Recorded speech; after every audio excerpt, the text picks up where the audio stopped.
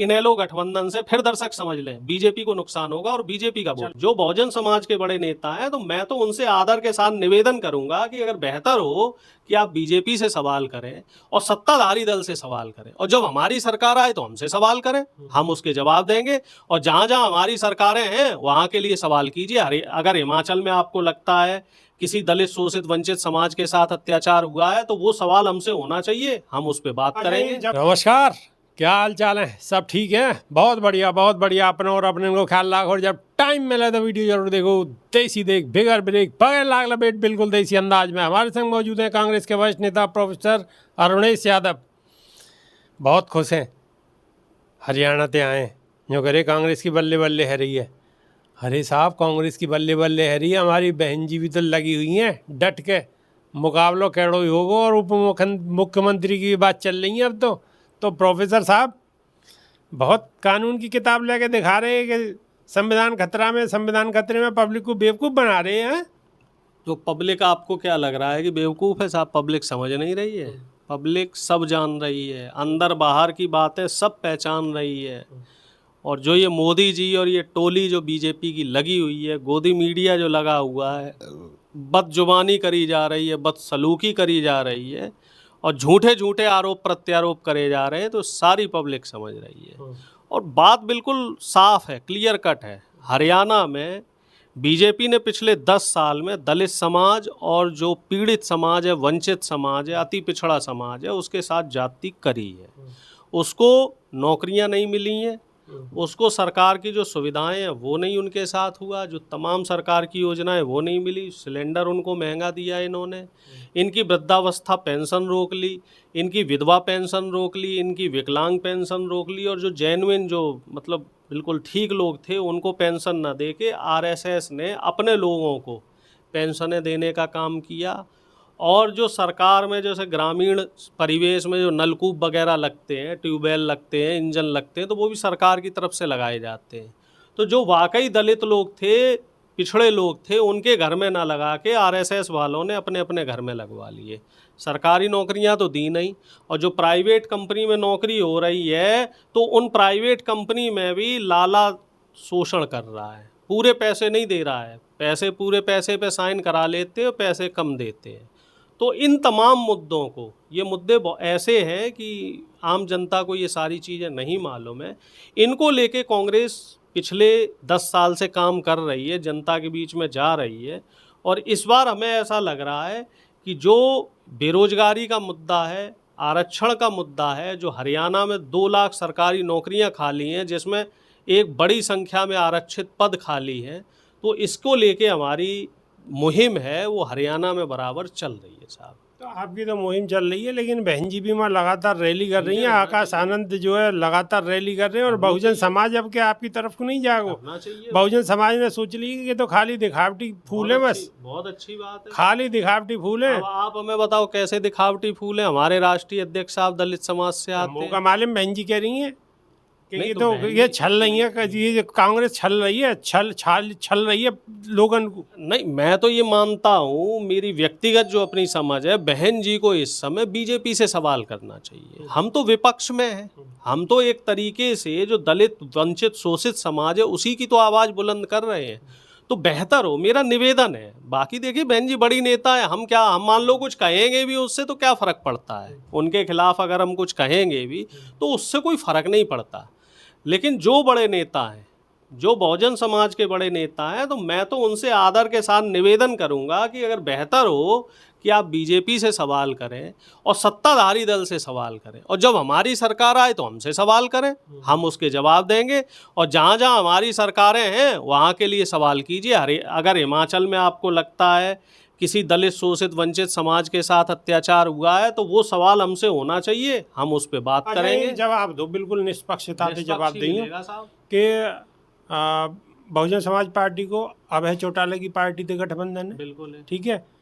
वहाँ चंद्रशेखर का भी गठबंधन है, चंद्रशेखर का बिल्कुल बिल्कुल, हाँ बिल्कुल पक्की बात है जी बिल्कुल। हाँ, तो बस कीजिए सवाल। अच्छा, अब आप एक बात बताओ, बहुजन समाज तो वहाँ उनके साथ जाने को तैयार है। ये बात आपको कैसे पता?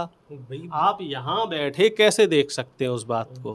बहन जी हैं भाई, बहन जी के साथ जो लोगन को लगा बिल्कुल है, लेकिन के साथ जो लगा, लेकिन हमें ये बताइए, हरियाणा में एक और बहन जी, हरियाणा की भी तो बहन जी हैं, कुमारी शैलजा।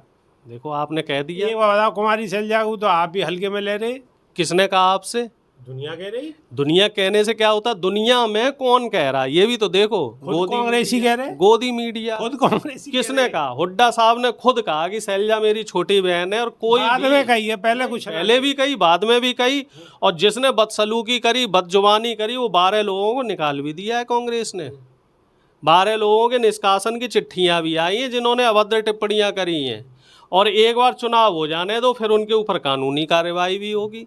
एक बात हमारे बहुजन दर्शक और ख़ास तौर से हमारा हरियाणा का दलित समाज बिल्कुल समझ ले कि बहन शैलजा, जो कुमारी शैलजा जी हैं, जिनको हरियाणा की बहन जी कहा जाता है, उनके साथ सर्व समाज जुड़ा हुआ है, और वो मतलब उसमें कोई संदेह ही नहीं है कि उनका कहीं से भी हुड्डा साहब से कम कद नहीं है, तभी राष्ट्रीय महासचिव बनाया है उनको पार्टी में। लोकसभा सांसद है वो, लोकसभा सांसद ऐसे ही हो गई। आप बताइए, अगर जनता उन्हें वोट नहीं देती तो इतने बड़े मार्जिन से जीतती, 2.5 लाख 3 लाख वोटों से जीती हैं वो। और हरियाणा जैसे प्रदेश में इतने वोटों से जीतना अपने आप में बहुत बड़ी बात है।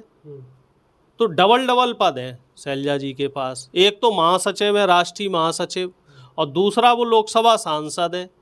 और अगर हम बहुमत में आते हैं तो हो सकता है उनको भी मुख्यमंत्री बनाया जाए। कोई अभी ऐसा नहीं है कि हुड्डा जी मुख्यमंत्री बनेंगे, ये तो विधायक दल तय करेगा। कुमारी शैलजा बनेंगी मुख्यमंत्री। मेरी तो इच्छा है, मैं चाहता हूँ दलित समाज का जो चेहरा है बहन शैलजा जी मुख्यमंत्री बने। मेरी बड़ी बहन है, उनको मुख्यमंत्री बनना चाहिए।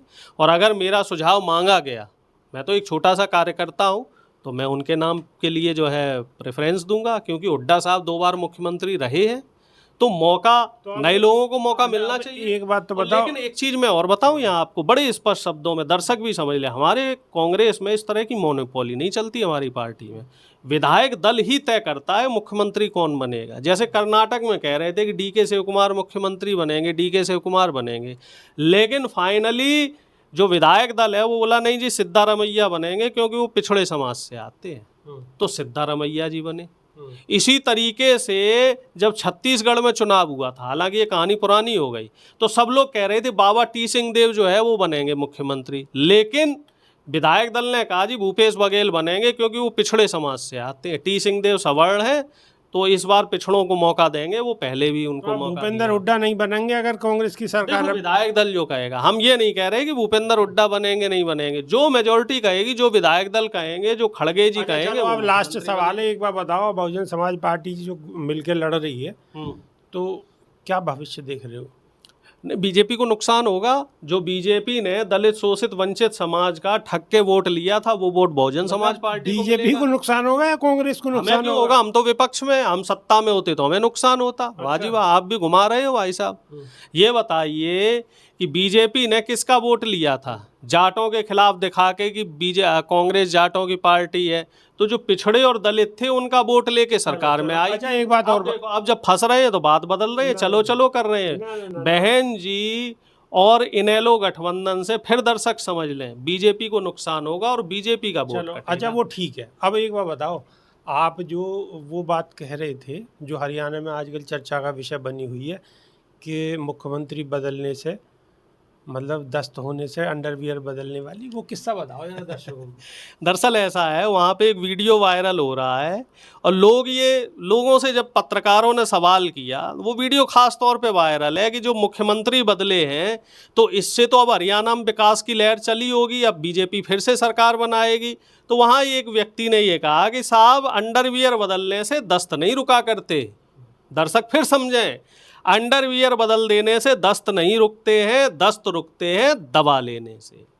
इसका मतलब मुख्यमंत्री बदलने से हरियाणा में कानून व्यवस्था सुचारू नहीं होगी, विकास नहीं होगा। विकास होगा जब दूसरी पार्टी की सरकार आएगी। लो जी, इन्होंने अपनी पार्टी और जोड़ दी है। और बात ये बहुत चर्चा का विषय बनी हुई है कि दस्त हो जाने से क्या कहानी है, समझ गए होगे आप। अब मैं क्या बताऊं बार बार, लेकिन ये बहुत चर्चा का विषय बनी हुई है। चलिए, वीडियो अगर अच्छी लगी है तो लाइक शेयर सब्सक्राइब कर लीजिए अगर नहीं किया है चैनल तो। नई वीडियो में फिर रूबरू होंगे, जब तक के लिए देसी देख, बिगर ब्रेक, पकड़ लाग लपेट, बिल्कुल देसी अंदाज में। बहुत बहुत धन्यवाद, नमस्कार। जी धन्यवाद जी, नमस्कार।